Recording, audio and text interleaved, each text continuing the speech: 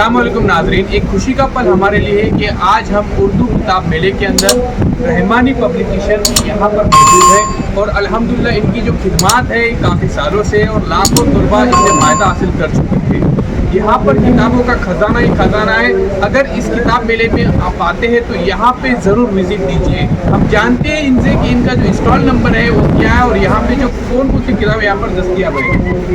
हमारा stall number 26, 27, 28 26, 27, 28 ये इतना बड़ा स्टॉल है। यहाँ पर 3 स्टॉल यहाँ पर इन्होंने लिए और दूसरी बात यहाँ पर कि यहाँ पर ZK डिजिटल स्कूल की जो किताबें बहुत ही मशहूर है हिंदुस्तान में, ये यहाँ पर है डिजिटल इंग्लिश, डिजिटल मराठी और डिजिटल उर्दू।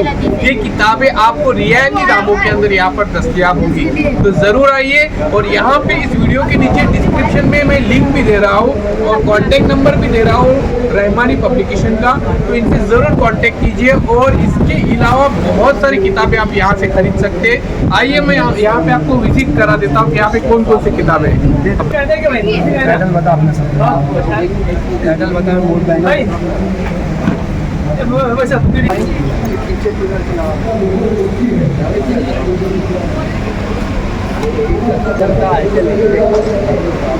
ये दोनों उड़ा ले और तीनों किताब बाजू बाजू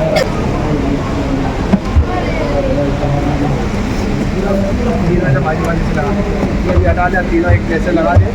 अरे ये काट चली जल्दी जाइए।